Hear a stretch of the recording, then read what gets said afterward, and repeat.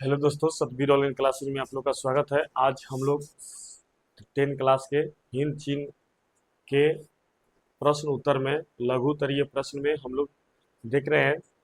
उसमें 7 नंबर प्रश्न देखेंगे, जो इसके पहले आप लोग को 1 से लेकर 6 तक प्रश्न उत्तर हम करवा चुके हैं।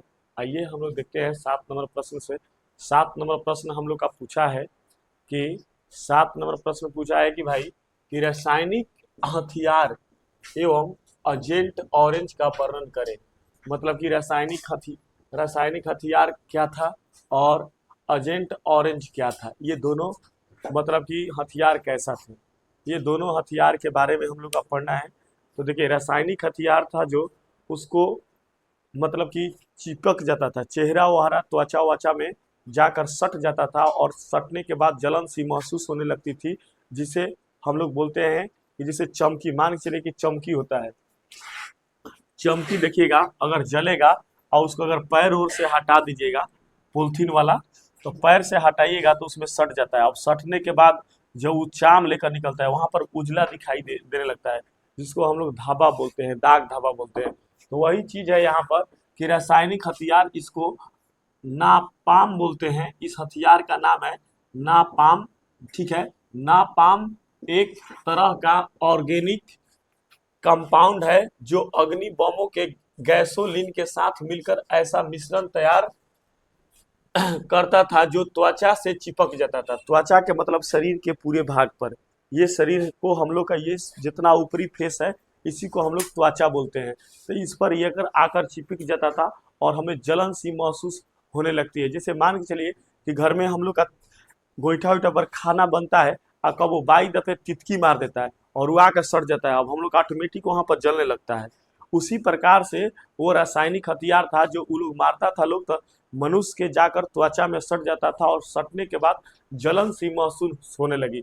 इसका प्रयोग सबसे पहले अमेरिका ने वियतनाम पर किया था, वियतनाम के लोगों पर किया था, वियतनाम के सैनिकों पर किया था।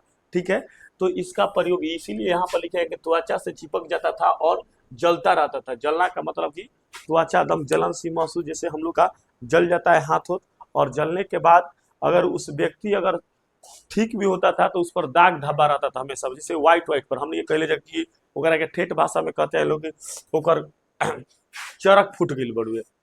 उजला अगर हो जाता है तो हम लोग बोलते हैं कि चरक फूट गया है, उस व्यक्ति को लोग बोलते हैं। लेकिन वह एक क्या है भाई, एक चर्म रोग है।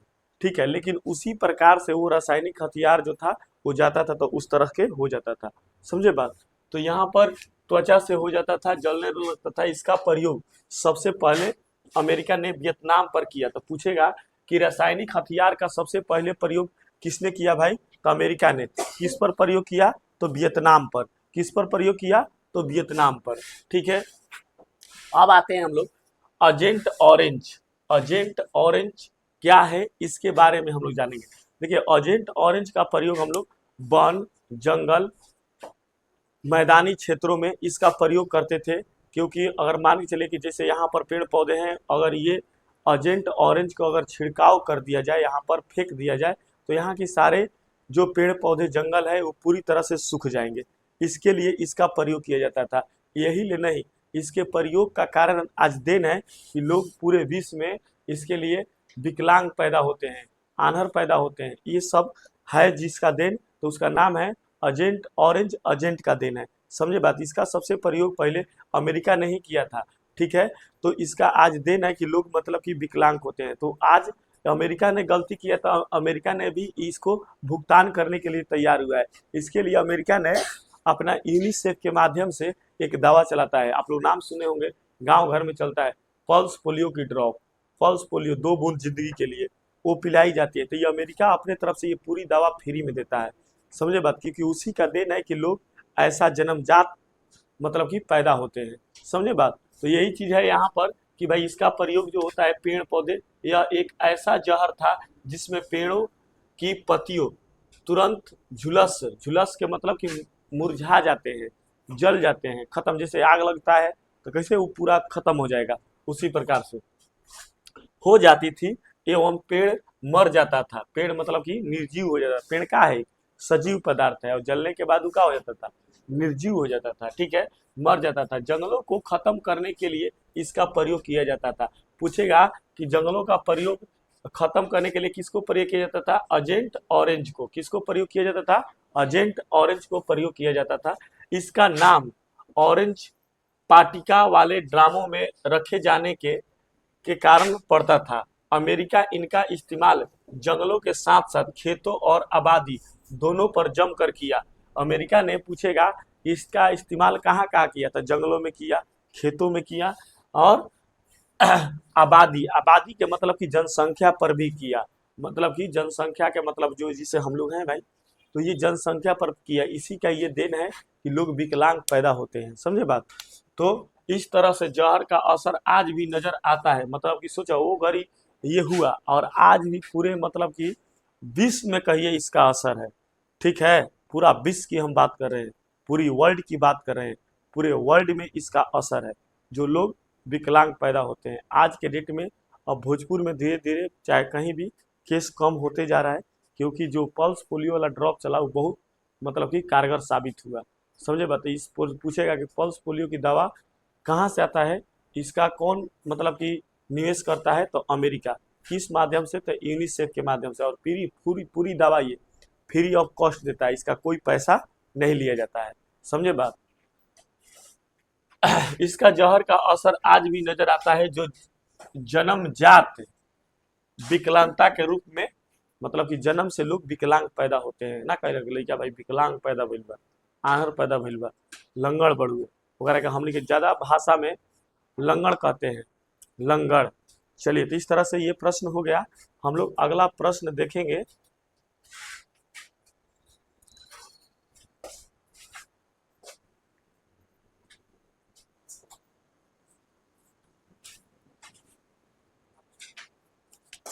देखिए 8 नंबर प्रश्न दिया है बाबू कि ओ ची मी के विषय में संक्षिप्त में लिखिए। ओ ची मी के विषय में हम लोग को संक्षिप्त में लिखना है। ओ ची मी के बारे में बोला है कि मतलब कि छोटा सा में लिखिए। देखिए, ओ ची मी वियतनामी स्वतंत्रता संग्राम का नेता था। ओ ची मी पहले नंबर का था भाई? तो वियतनाम के स्वतंत्रता सेनानी का था भाई? नेता था, ठीक है। इसके बाद का कहना है 1917 ईस्वी में ओ ची मी ने पेरिस में समाजवादी का एक गुट बनाया, मतलब कि एक पार्टी का गठन किया। कौन किया भाई? ओ ची मी ने, ठीक है। उसके बाद 1925 में वियतनामी क्रांति दल का गठन किया। पूछेगा कि वियतनामी क्रांति दल का गठन किसने किया भाई? तो ओ ची मी ने, ठीक है। 1930 ईस्वी में ओ ची मी ने वियतनाम के कम्युनिस्ट पार्टी की स्थापना कर दी। पूछेगा कि वियतनाम के कम्युनिस्ट पार्टी की स्थापना ओ ची मी ने कब किया? तो 1930 ईस्वी में, ठीक है। 1930 ईस्वी में किया। ओ ची मी का नेतृत्व में उत्तरी वियतनाम का सरकार और बनी। ओ ची मी के मतलब कि नेतृत्व में, मतलब इसी के इस पर इन्होंने अपना वहां वियतनाम में सरकार बना ली। छोटा सा मैं बोला था, इसके चलते छोटा सा में आपको हम संक्षेप का मतलब होता है शॉर्ट में, ठीक है। मैं छोटा सा भाग में। अगला है कि ओ ची मी का मार्ग क्या बताए। ओ ची मी का मार्ग क्या है बताए। देखिए, ओ ची मी जो वियतनाम के जाने वाला रास्ता था, उस रास्ता को बार बार क्या करता था कि अमेरिका जो था उसको मतलब कि क्षतिग्रस्त कर देता था, बम पटक के उसको तोड़ फोड़ देता था कि सैनिक को आने में दिक्कत होगी। तो वही चीज है कि वो पूछा है का, तो यहाँ पर लिखेंगे कि वो ची मी ने मार्ग का उत्तरी वियतनाम से चलकर लाहौस कोम्बोडिया के क्षेत्र से गुजरता हुआ दक्षिणी वियतनाम तक जाता था।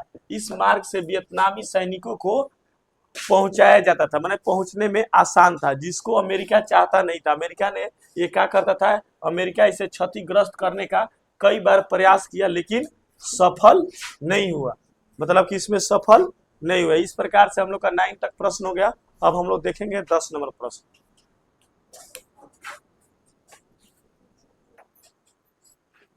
देखिए 10 नंबर प्रश्न है बाबू, अमेरिका हिंद चीन में कैसे धूसा चर्चा करें। अमेरिका की शुरुआत में फ्रांस को सहयोग कर रहा था।